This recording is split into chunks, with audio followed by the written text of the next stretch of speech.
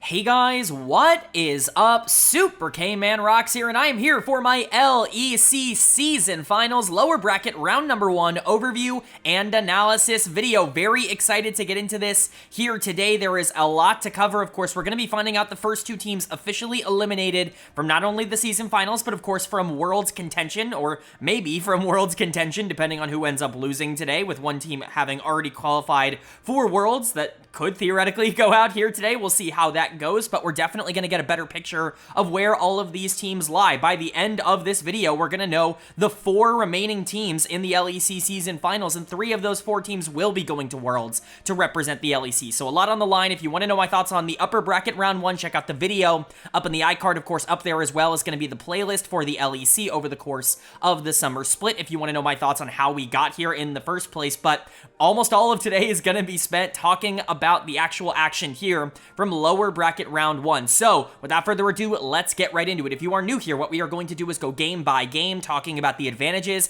and the disadvantages that each team was able to generate. I'll be giving a player of the game and a dud of the game for each game that we cover, and at the end of each series, I will be giving a player of the series to kind of tie everything into a nice, neat little bow. Of course, like I said before, we will also quickly be talking about upcoming matchups, winners, finals, which we already know, and then of course kind of this third, fourth place matchup that has become oh so important for Worlds qualification. So we'll preview those because they're coming up next weekend, but like I said, most of today will be spent talking about lower bracket round 1. So without further ado, let's get into our first series. And the first series is probably the closer one on paper. I would say definitely the closer one on paper. Really the only one where there isn't this gigantic clear favorite. And I'm really excited to see where this one goes. It's the number 3 seeded Team BDS taking on the number 5 seeded SK Gaming. I really like this matchup. It's one that I was really hoping we were going to get to see in this tournament because I think these two teams are actually very similar. Both very aggressive top laners that are great in good matchups and pretty bad in bad matchups, inconsistent junglers that really work best when they get to play aggressive early.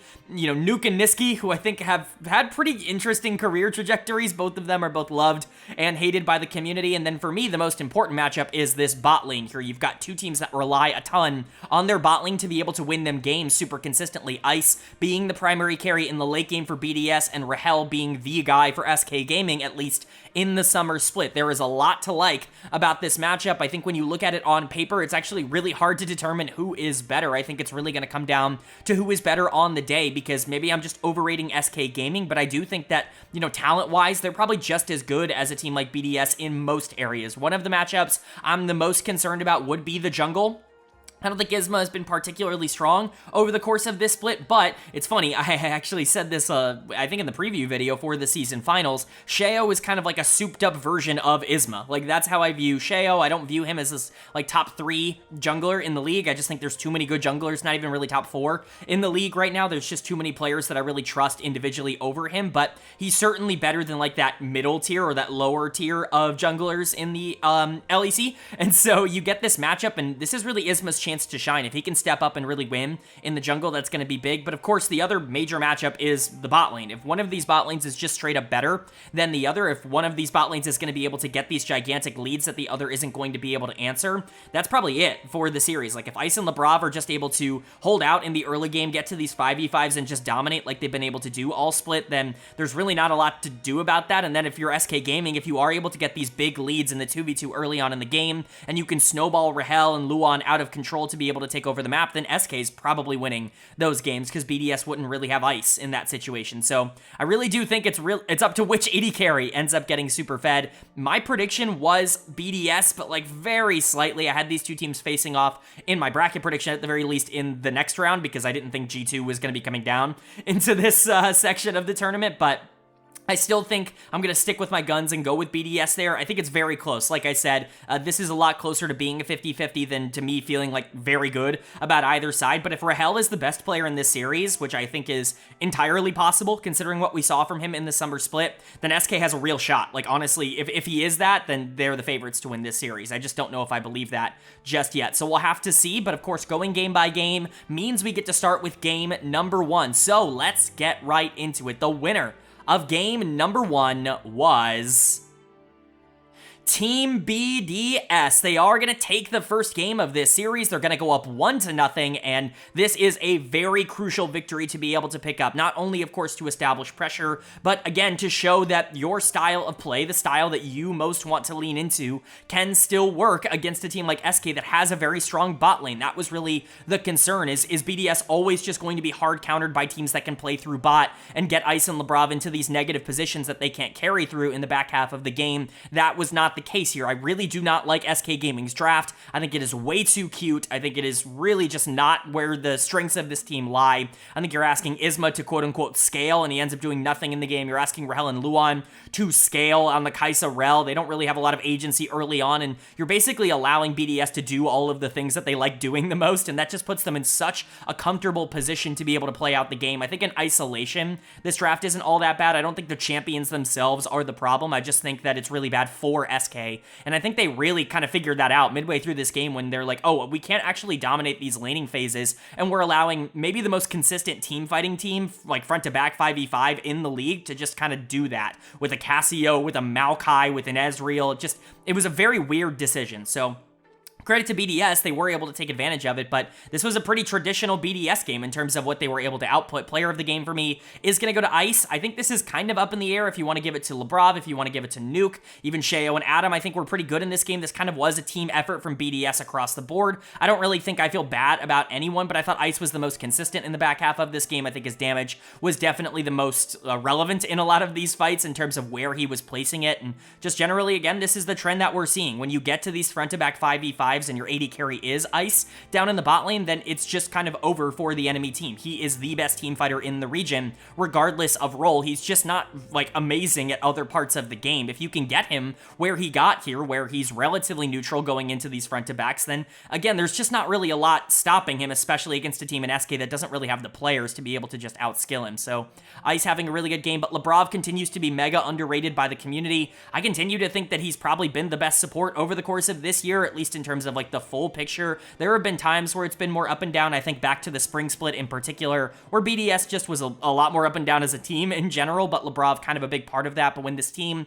is clicking, when they're winning games, it's often through the aggression and the synergy that Labrov has with both Sheo and Ice, and is able to create on the map through that. I thought he had another really good game here. In game number 1, Nuke was good on the Cassio, a lot of good damage. Adam, Sheo, they were relevant as well. Sheo in particular just completely taking away everything that Isma on the Nocturne wanted to do in the early game. This was just a good performance from BDS. I really don't have a ton of complaints about what they were able to do here, but for SK, again, the thing I'm most critical of is just taking away your opportunity to do the thing that you should be doing in this series, and that's trying to play fast. And you draft things like the Lucian early on, but, you know, the Rel, the Rumble, like, it's a good start, but rounding things out with Kai'Sa and with Nocturne, it's just way too passive, and Isma was a complete non-factor in this game. He's gonna get done of the game for me. I know a lot of people are gonna want to give this to Rahel, because he was stepping up a lot more than maybe he needed to, and again, Kai'Sa's short range, and he wanted to be the one to make the plays in this game, but there really wasn't a lot of setup for him to actually do the things he needed to do. Isma was the one who was supposed to be creating on the Nocturne in these fights, and, you know, generally speaking, it just didn't happen. Isma was essentially nowhere to be found. The ultimates this game were entirely lackluster, and if you're relying on what I consider to be the most unproven player on your team in game number 1 of what could potentially be the final series you play all year long, I think something has gone wrong in your prep, something has gone wrong in your strategy, and so Isma is going to get my dud of the game here for game 1. I do want to give a shout out to Irrelevant. He was trying to do damage on the Rumble. I don't think Niski was particularly awful this game, but Jungle and Bot both let this team down, and if you remember, I just talked about this in the preview, they're the two most important positions in this series. It really doesn't matter how Irrelevant or Niski end up playing, funnily enough how that ends up working out contextually with the name Irrelevant, but it really doesn't matter how they end up playing. If Jungle and Bot are going to lose, BDS is going to win. Like, it is that simple for SK Gaming. You have to find a way to be able to get Rahel and Luan online, and you have to give Isma something that he can at the very least be aggressive on early game, because if, again, you allow BDS to scale, if you let them get to these 5v5s, they are just better than you in that role. So we'll have to see what SK's game plan is moving forward, but I would imagine there is going to be some sort of tempo or, you know, strategy shift moving into game number 2. BDS just needs to keep on it. If they can continuously get to these situations where you're playing Cassio, Maokai, Ezreal in the late game with a gold lead, then yeah, they're probably going to win this series, and they're probably going to win it relatively easily. So what's going to happen in game 2? Is BDS going to take that 2-0 lead, or is SK going to be able to tie up the series? Obviously, they don't want to go down 0-2. They don't want to have to win 3 games in a row against BDS. That puts your back up against the wall tremendously. So a big game here from both of these teams, but only one can take it. The winner of game number 2 was BDS. They are going to take game number 2. They're going to take a lead in this series 2-0. And again, this is exactly what you want to see out of BDS. This was a much more dominant effort. I think game 1 at least had some hope coming in from SK because Irrelevant and Niski weren't entirely dead in the water. Even if the Nocturne wasn't relevant or the bot lane wasn't particularly relevant, they at least had some options. Game number 2 here, it's not the same. Like, this was a destruction. This was domination from moment 1. And you got to give BDS a lot of credit. They have really showed up here today. I did not think that they were going to come out and dominate this series, but that's exactly what they've done. Even if you considered them big favorites, which I didn't, but even if you did coming into this series, which I think was reasonable, I think this kind of result is still overachieving expectations so far. I think a lot of people are going to point to SK playing really poorly in this game. I think that there are some positives and negatives to take away from SK's performance. I don't think it's quite as much on them as Reddit would make you believe, although I do think it's quite a bit on them. There are certainly some misplays and just some not understandings in terms of the matchup that really hurt them, but BDS has been playing really great through the first 2 games, and I want to give them the credit they deserve. Nuke was awesome here. He's going to get player of the game. I really need to see Nuke be like a competent best of 5 player because honestly, it's becoming a real concern with him. We talked about it in the upper bracket in round 1. The best of 5s have just not really been his friend over the course of his time in the LEC, specifically, obviously, against G2 and Caps. They have obliterated him, but he got destroyed by Humanoid in the first round against a Fnatic, and you just want to see him be able to step up and perform the way that he does in the regular season and even in the best of 3s in the best of 5s. This was a good showing that is possible. Now, he did get some help. Ice was awesome in terms of those arrows. He had a long-range one on Niski in the mid lane to be able to set up a free kill for Nuke, and obviously Shea was definitely playing towards the Corki, but at the end of the day, he still needed to step up and actually make the most of it, and I think that's exactly what he did. So I want to give him a ton of credit for that. Genuinely, I think he had a very good game, and he's had a good series so far. He just needs to be able to keep it up. Ice continues to be kind of the playmaker for this team, which is so funny. His Ashe is very fun to watch. Obviously, there are a lot of champions that are kind of quote-unquote, pocket picks for BDS at this point. The Jinx was definitely the one that came to mind early on in the year. I think throughout the playoffs, a lot of teams assumed it was the Ashe, but he can play Zeri, he can play Kai'Sa, he can play a lot of these teamfight champions. He just wants something that can be relatively self-sufficient in the early game, and that's what Ashe can be. Obviously, the utility that Ashe offers is pretty unparalleled in the current meta, but he was on point with those arrows. It was a great game from Ice. Labrov continues to be really good on the Alistar. Didn't have to do as much in this game, but was still solid. Shea was good. Oh, and did I mention that Adam picked Cassiopeia top? I know it doesn't really factor into the game all that much. Like, when you watch the game itself, it's not, like, entirely relevant that Cassio was in this game, but it's still a fun pick. I think Mirwin is certainly inspiring a lot of the other top laners in this league to pick some weird off-meta stuff. This is not the last time we are going to talk about that in this video, but Adam was pretty good this game on the Cassio. He clearly had an understanding. He's practiced as champion, so this was just a good game from BDS. I think they played around their carries well, and they were able to win everywhere. Their macro was really good. They were able to kind of strangle out a lot of resources in the mid game from SK. This is just exactly what you want to see from a team that is going up 2-0 in the series, and for SK, it's just kind of falling apart. I think a lot of the problems with this team are being exposed a bit. I think people are going to dogpile on Niski, and trust me, Niski had a bad game here. He's going to get dead of the game. It didn't really feel like he was all that comfortable on the Smolder. He was not playing safe in the early game, not really allowing himself to scale up into the part of the game that I feel is most comfortable for that champion. But once again, I have to question the draft here, because why are you playing Poppy in the jungle and Ezreal in the bot lane when you need to be able to establish pressure early in both of those lanes? And you just kind of forfeited that over. I just don't really understand the idea behind what SK is drafting. I think it's going away from everything that they were good at in the regular season, but it's just my personal opinion. I do want to say about the Niski thing, he gets a lot of flack for being like a playoff underperformer by not showing up in big clutch moments, and I think there have definitely been a few of those throughout his career. I think people forget that this guy is like a former finals MVP. I think this, his career success rate is actually crazy high in comparison to most other mid laners, not only at the LEC level, but really in any major region. This guy has been successful for a lot longer, and he's been on a lot of good teams over the course of his career, and there is a reason for that. I understand that the narrative right now is that Niski has always been awful useful in clutch situations and high impact situations. I think that can be the case. I think Nisqy inherently is a pretty feast or famine player, but I don't think he's any more feast or famine in the playoffs or in these big moments than he is in the regular season. Like, you see these kinds of performances there as well, and you still see the good performances in the playoffs as well. So I don't really understand the narrative all that much, because I just don't think his performances are all that different from what you're getting basically the whole year out of Nisqy. And then, outside of that, Ismo was trying on the Poppy. A lot of the gold went to him, which I think was a pretty big mistake, but his tempo was really slow in this game. Irrelevant couldn't do nearly as much on the Rumble in this one with Adam on the Casio. Rahel and Luan were, I guess, slightly better. They didn't int quite as much in terms of their positioning, but they also weren't relevant. Again, they just kind of ceded all tempo to BDS, and BDS just kind of took advantage of that. Got a lot of gold on their Corki and just made it really easy to end the game. And it just doesn't feel like SK has it today. Maybe they can win one here in Game 3 and keep the series alive. If that happens, then we'll start talking about beyond that, but Game 3 is pretty important. You don't want to get swept in your last series here in the season finals, but for BDS, you have full control of this series, and you have the chance to close it out here. Obviously, I have a pretty good feeling that they're going to be able to do that, but they have to do it on the Rift. So are they going to be able to close it out in 3, or is SK going to win at least one game here in the season finals? Well, the winner of game number 3 was BDS. They are going to take game number 3. They're going to clean sweep this series 3-0, and they're going to knock SK Gaming out of the season finals and out of Worlds contention.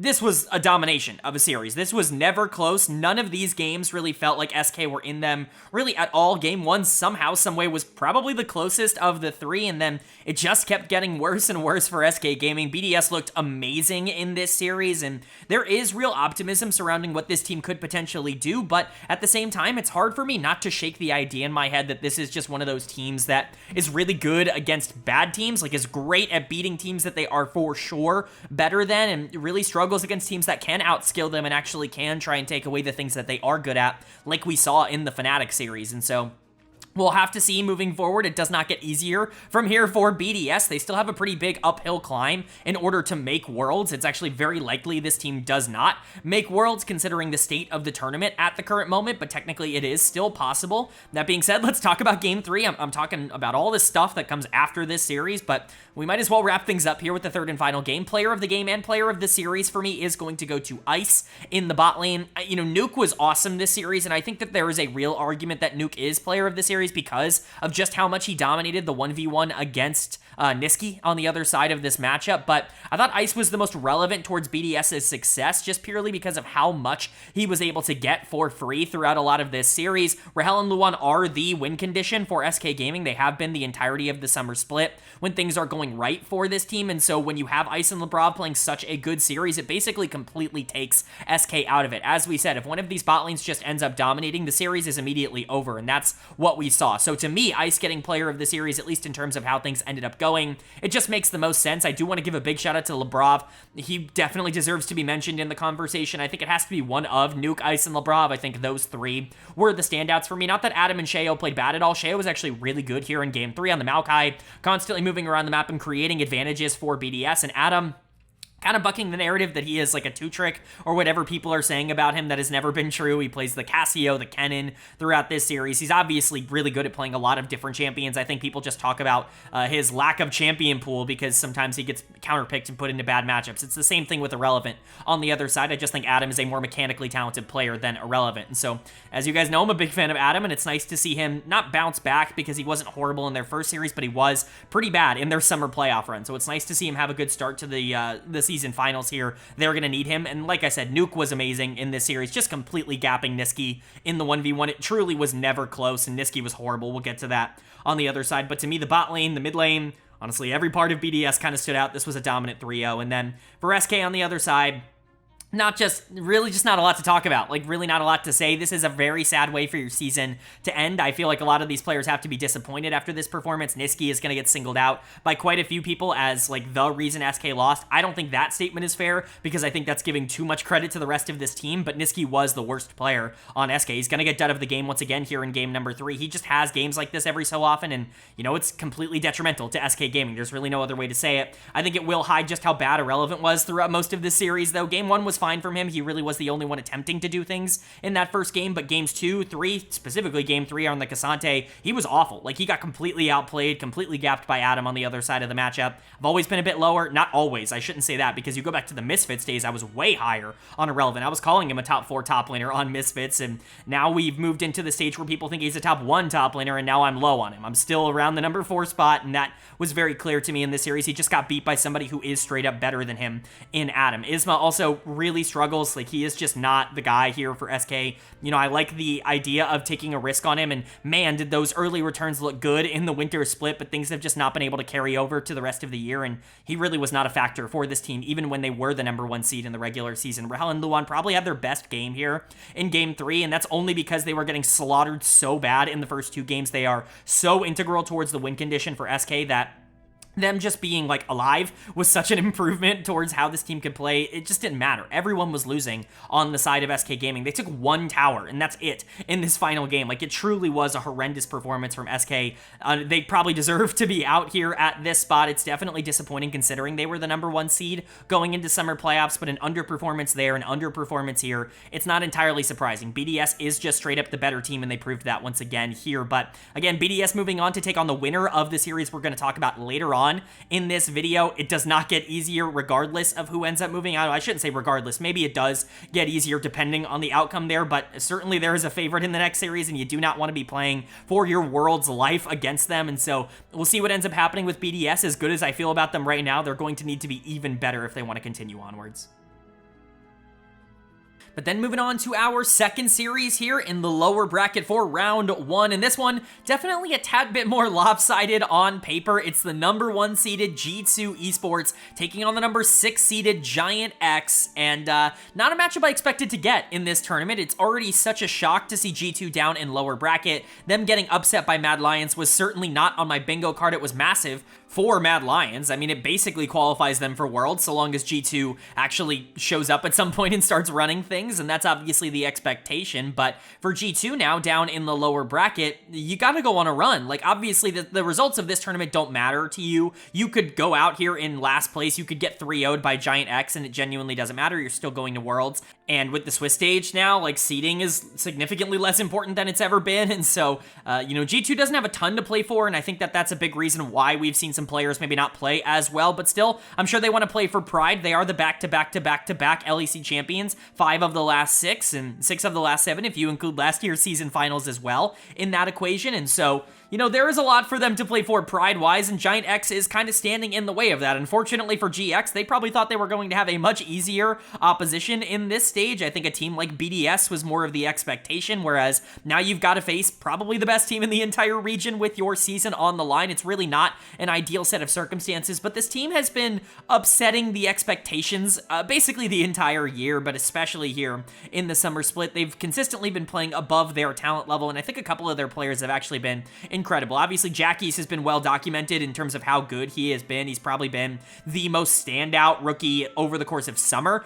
He wasn't my rookie of the year as a whole, because I think that you can talk about his winter and his spring split being, you know, meh. Spring in particular was a really bad split for Jackie's, but summer was awesome for him, and you really have to give him a lot of credit for that, but I think that there are other players on this team that have been playing well that aren't getting that same level of credit. I think Antonio in the top lane is the first player that I think of when I look at someone who has just kind of been better than anything I could have expected. He's been the second best player on this team for a majority of the split. Now, he definitely got a bit more exposed when we got into the best of 3s in the playoffs in summer, but again, if he just can continue to level up and get better as these games go along, as he has done for most of this split, then that's all you can really ask for from him and from GX. I think Juhan obviously has a lot of experience. This guy's a former world champion, even if he didn't play in the world finals or anything like that. He played at Worlds for DRX, and so, you know, you have to hope that he was able to get some of that clutch factor rubbed off on him. And Patrick and Ignar have actually been pretty good over the past couple of weeks. They've kind of gotten back to 2022. Patrick in particular has really gotten back to that, like, 2022 Patrick where he's really good in the late game and isn't necessarily the most aggressive or game-breaking player in the world, but can still be very useful. Think of like a Teddy over in the LCK, a Teddy really liked that style of player. Patrick's kind of gotten back into that in the last couple of weeks. They just need him to maintain that. They don't need him to be this big resource carry. Jackie's is more than good enough to be able to do that in the middle of the map. And Juhan, obviously more of a facilitator. Antonio's happy to play weak side on the top side. It's a good construction of a team. And, obviously they've been overperforming. This was a team that was projected in the bottom 2 by basically everybody going into the split. And here they are in the top 6. And so you got to feel good about that. But G2 is probably the end of the line for them unless something crazy happens. This is just such a massive challenge for them to have to try and face. They just don't really have the talent to be able to go toe-to-toe with G2 in basically any lane. If they win a game in this series, I think they're going to consider that a major positive. But we will see what ends up happening in this series because we are going to go game by game as per usual. And that means starting with game number 1. So let's get into it. The winner of game number 1 was G2 Esports. They are going to take the first game of this series. They're going to go up 1-0. And again, this is not really a surprise. Even the fact that this was an utter domination from G2, even that's not really all that much of a surprise. G2 should be the better team, and it shouldn't be close. It really should not be a back and forth series. This should not be something where both teams have signs of life. G2 should decimate GX, and that's kind of what we saw here in game number 1. I saw a lot of people saying that, oh, GX just didn't show up here today. I think even if GX shows up and plays the best league that they've played this year, if G2 also shows up, it's just not going to be close. It's not going to look like GX showing up. That's just the difference between these two teams, and I think we kind of saw that here in game 1. That's not to say that GX was good in this game. They certainly made quite a bit of their own errors to expedite the process, if you will, but G2 certainly better, so we'll go ahead and talk about it. Player of the game for me is going to go to Hansama on the Ashe. We're continuing to see this champion look very good at the LEC level. It's been very interesting. Ezreal has very much kind of appeared as the best AD carry in the Eastern regions, in the LCK, in the LPL. It's not only picked at the highest rate, but it's performing the best, especially of the top AD carries in that region, basically with the exception of Misfortune, which is banned out quite a bit. Ezreal has kind of been the go-to for every team because of just its consistency, the fact that it can be safe in the early game, you can kind of play through it with poke lanes, it's good in the mid to late game, you can team fight with it, it just does a bit of everything. In the LEC though, in particular, Ashe has kind of been the go-to top AD carry. It feels very weird to talk about it like that because it's really just Europe that has prioritized Ashe over Ezreal, but it's really worked out in the region domestically, so we'll see how that ends up translating. Hansama was really good here on the Ashe. Obviously, G2 was at its best when the 2v2 or the 3v3 down in the bot lane end up going the way of G2, and that's kind of what happened here. And again, as long as they can get Hans ahead, he's actually a pretty clutch performer. He's somebody that's, noticeably stepped up his game when games matter more. I think that that's something to note about Hans, is that typically speaking, when you talk about these playoff runs for G2, especially over the past couple of years, Hans has been a key part of those runs, even if he hasn't been perfect in a lot of other areas. And so if you're getting good performances like this, it's not going to matter. But again, regardless, the rest of this team was still great. Even if Hans was horrible this game, they probably would have still won. Mickey was amazing on one of his signature picks in the Braum that he was really bringing out all the time in 2023. He had caps on the Smolder. He didn't even really need to do anything this game. There are some concerns when it comes to caps, if only because he hasn't been perfect in recent memory. He had that one series against Fnatic a little bit earlier on in the year, and it didn't look very good. Obviously, he had the series against Mad, where he wasn't very good in that series. Even the Fnatic finals, he wasn't perfect in that series. So there is some concern that Caps is getting worse, and maybe the stress load is getting a bit too much for him as the year goes on, but I think he'll be just fine. Again, G2 have nothing to play for. There is a chance that Caps is just not taking these games all that seriously. I don't think that that's happening, but I think it's possible. Broken Blade and Yike were also excellent. Broken Blade obliterated Antonio on the top side of this map, which is massive for G2. Overall, they just were the better team across the board. There's really nothing else left to say when it comes to that. They won everywhere. This was a decimation, a 25-minute win, 18-2. And then for GX on the other side, you just got to try something else, because this was not it. No matter what you tried to do to protect that Poppy, it was not working. You tried to lane swap, you tried to get him out of these circumstances. Antonio got exposed. He's going to get done of the game. This was awful from him on the Poppy, and if he's going to be this bad, especially because he was so integral to why this team was winning at all in the first place, it's just going to be a disaster for this team. You can't do it all off the back of one player. It's just not going to happen at this level, especially against a team like G2. Maybe against BDS, you'd have a better chance of that, but against a team like G2, you got to have your secondary pieces stepping up, and if Antonio is going to be as bad as he was in this game, it's going to be an utter disaster. It's not like Jackie's was good, though. The Zeri wasn't really doing anything. Like, I get this is a scaling mid lane and you have to hope that your team can survive, but look at the rest of this draft. Like, there's just not a lot of agency on the side of GX. Jackie's is the player that is supposed to be the agency for GX, and so putting him on something like Zeri and then not doing anything with it definitely feels not great. Juhan was not really a part of this game. Patrick and Ignar were there. I mean, Ignar went for some engages in the back half. Patrick was predictably very passive, as he typically is in a lot of these games, but GX just lost everywhere. They were down in gold in every single laning phase. They were getting out pressured in basically every single situation. It just wasn't a very good look for GIANTX, and I imagine that they're going to be working towards fixing that in game number 2, but it is such an uphill battle, again, to do that against G2. Perhaps I'm underestimating this team, and I'm overestimating G2, who knows, but it's going to take a miracle for this team to be able to rally back around. If they can win game 2, that's a great start, and already that would probably be a great result for GX, but, G2 obviously going into game 2, especially after dominating game 1, they're massive favorites, and so we'll have to see what ends up happening, but is G2 going to take that dominating to a lead, or is GX going to surprise me and actually win this second game? Well, the winner of game number 2 was G2 Esports. They are going to take G2, game number 2 here. It's always fun when that lines up, and they are going to go up 2-0 in this series, and it is just an everything gap. I mean, this was a lot closer. There were actual moments for GX to try to play in this series. Juhan actually got a lot of gold on the brand and was able to do quite a bit of interesting things in the late game. I think, obviously, there was an opportunity and a circumstance where GX could have walked out of this with a win. It wasn't quite as dominant as game 1, but it never really felt out of the hands of G2, and generally speaking, their players definitely woke up today and chose victory. They are not taking this one lightly. They are attempting to do everything they need to do in order to win these games, which is not something you can always say about G2 in this group of 5 in particular, but you got to give them credit for how they played out the back half of this one. Player of the game to me is very easy. It's going to go to Mickey X on the Poppy. He's just so good at this champion. It's kind of his 2024 breakout pick, whereas, Braum obviously was that last year for him, where the consistency he was able to find on that champion and the way that they wanted to play around things like Kog'Maw Braum in 2023 really propelled them to a level of consistency that the rest of the league just couldn't match last year. This year, it's Poppy. Obviously, we saw it at MSI, the one tournament that he actually was pretty good at throughout most of this year, and we're seeing it once again here against GX. I think you just have to ban the Poppy against G2 and force him to play other things. I know he's good at other things, but the performances in particular in 2024 have looked significantly better on Poppy than they have on the other champions, and I think Poppy in general just offers so much utility that you're just not really getting in a lot of other areas, even when you are getting like Ezreal MF on the side of GX, which should be one of the stronger comps in the game to be able to play around. Plus the brand, obviously, there's a lot to like, and Mickey X on the Poppy just shuts a lot of that down. Hansama continues to be kind of the damage carry for this team, although Caps, Broken Blade definitely filling more of the shoe, I would say, over the course of the final half of this game, but Hans really stepping up. He has been really good over the course of this series, and again, as a player who notoriously does step up when games matter more, it's really nice to see that, at least domestically. Obviously, at Worlds, he doesn't have the best track record in the entire universe, but he is a playoff performer domestically. The one concern I had for G2 was Yike,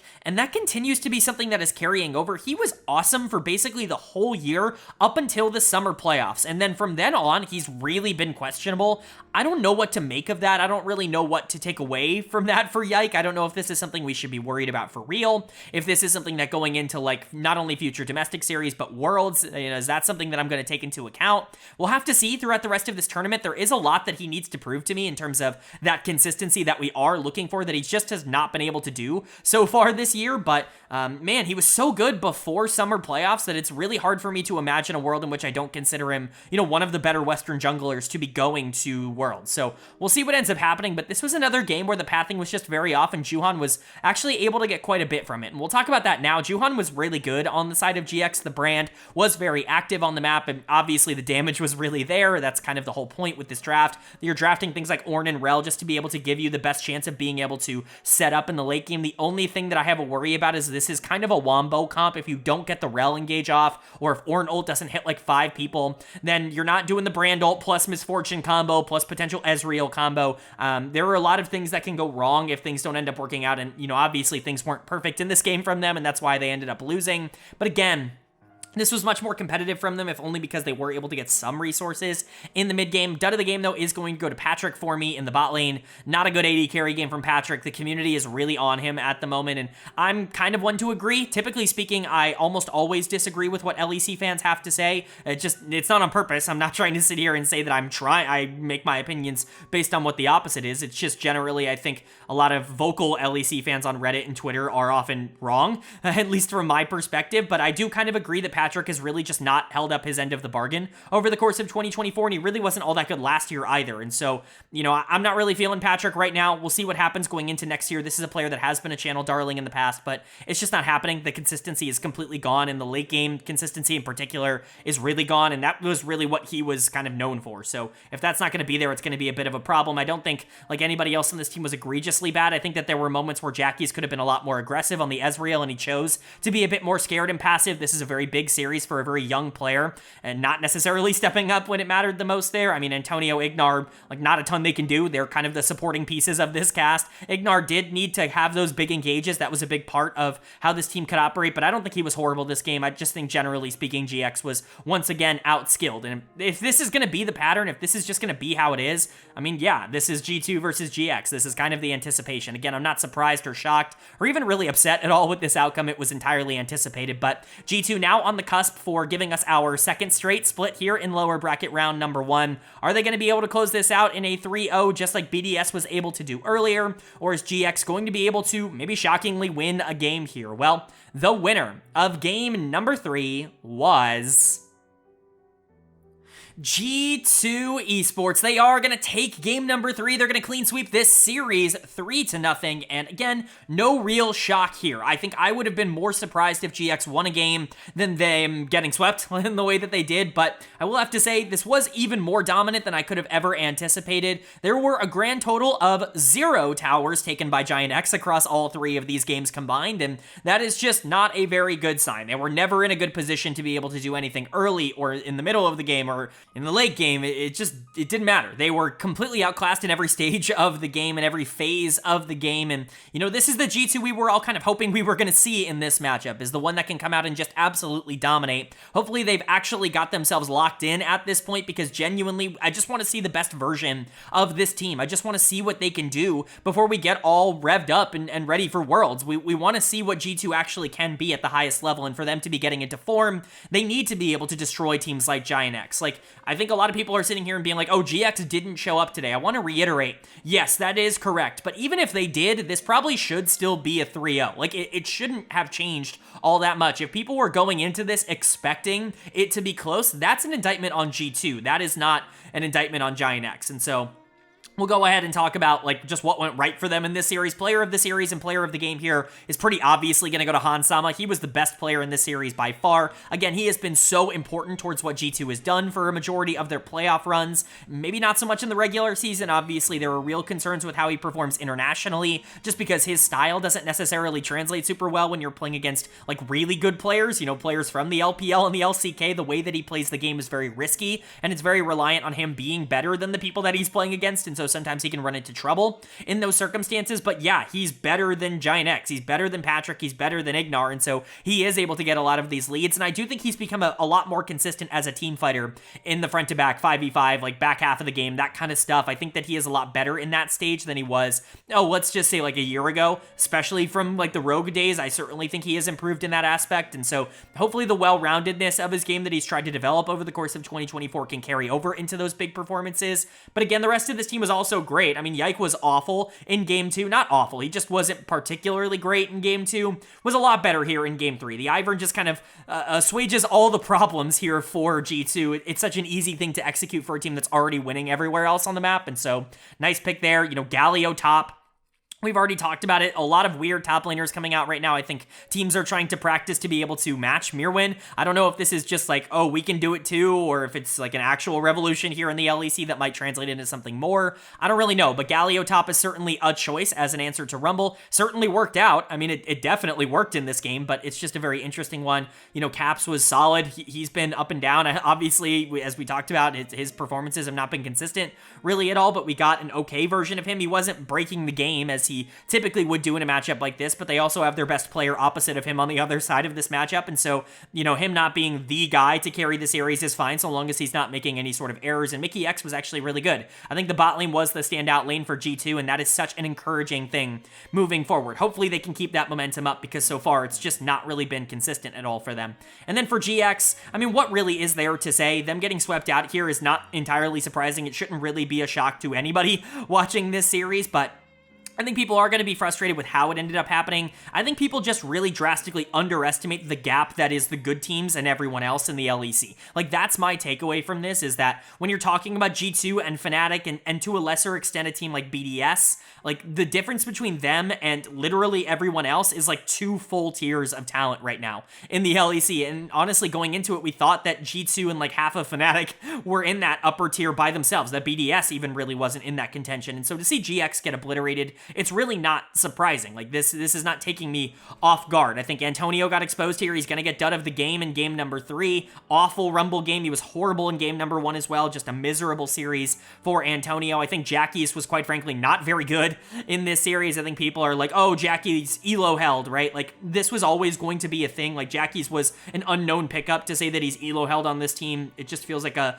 gross miswording of the situation in general. I think obviously GX was hoping to strike gold, and they did, and we'll see what they do now that they know that they have a star player in the mid lane. But Patrick, Ignar, probably not coming back next year. I don't feel particularly good. I know Patrick is kind of like the franchise player for this organization, but it's just not worked out over the course of this year. Juhan was just essentially irrelevant for this team. You know, we know who GX is. It's a miracle that they were at this tournament to begin with, considering what their expectation was at the beginning of the year. Them getting swept 3-0 out by the best team in the league, it's not surprising. I'm not going to sit here and try and be like, oh, woe is GX for how they played here. This is honestly closer to what I anticipated than, I guess, whatever the hell Reddit is trying to be on about. And so, you know, poor GX, they're done, but this was an expected outcome. And for G2, they move on now. We'll preview that series against BDS in just a second. But like I said, it doesn't get easier for BDS. Having to go into a pissed off G2, certainly not my ideal sense of trying to qualify for Worlds, but technically it is still on the table for them. So we'll see what ends up happening. But of course, G2 in form is going to be one of the toughest teams to beat in the entire region. All right, but that is going to do it for my LEC lower bracket round number 1 overview and analysis video here in the season finals. Up on the screen, the updated bracket after lower bracket. It's a long sentence, a lot of brackets in there. I think you guys got what I was trying to say, but 4 teams remain. Obviously, Mad Lions, Koi, Fnatic, they are in winners finals because they won in the upper bracket. They were able to win their way there. Depending on the results of the lower bracket series, both of them might have already qualified for Worlds. We'll see what ends up happening, but of course, winning that series guarantees that you have qualified for Worlds, regardless of what happens the rest of this tournament. But a lot of it is going to come down to G2 versus BDS. G2 having already qualified as champions of the summer split. If they end up beating BDS, making it into the top 3, then regardless of how Mad Lions or Fnatic finish, it will be those 3 teams representing the LEC at Worlds. Now, if BDS beats G2, all of a sudden it gets a lot more interesting, because then it's only the 2 teams in the finals that end up representing alongside G2. So a lot still like up in the air technically, but G2 are going to be big favorites against BDS. Not only are they the better team, and they have been for a majority of this year, not only did they just destroy GX and look like they got all of their confidence back, but notoriously, BDS plays really bad into G2. This is like their bad matchup. This is like historically what a lot of these players really struggle with. And so like Nuke in particular has always been horrible into Caps. We've seen situations where Adam has struggled to play into Broken Blade. Like, generally speaking, this is just a bad matchup for BDS, and so I would assume G2 is able to take this, and that's my prediction, is that they're going to win this, and Mad Lions, Fnatic, and G2 are going to go to Worlds to represent the LEC, but, you know, who knows? Maybe there will be an upset. Maybe G2 is not as good as I think they are, although this series definitely put that thought back into my mind of, oh, yeah, they're G2. Like, let's not get ahead of ourselves here because they lost to Mad Lions. But for MDK versus Fnatic on the upper side of this bracket, I think Fnatic have to be considered favorites for this. I would imagine that there really aren't a lot of other ways to think about this. Mad Lions got that miracle upset over G2, but Fnatic is a very different team to G2. They have a lot to play for here. Winning this puts them in the finals, and they want to win the championship. They want to be the season finals holder. They probably might be the most motivated team at this tournament to win the entire thing. They don't want to just go to Worlds. They want to prove that they're on the same level as G2 in terms of what they're able to accomplish, and winning this tournament would definitely do that. And so I have Fnatic winning this. I think they're going to be locked in and motivated, but let me know if you agree or disagree with those takes down in the comments section below. I do hope you guys enjoyed the video. If you did, leave a like. It really does mean a lot to me. Lets me know you guys are enjoying the content, and it does help get this video out to a lot more people, which I'm always very appreciative of. If you're new here, hit the subscribe button. We don't only post about the LEC on this channel, we post about all 4 of the major regions. That's the LCS, the LCK, and the LPL, as well as the NACL, Tier 2 over in North America, and we're doing playoffs for every single one of them. Worlds is right around the corner, so it's a great time to hit subscribe and hit that bell so you can be notified when those videos do go live. But of course, with all that being said, I hope you all are having a great day. I hope you continue to have a great day, and I will see you all later.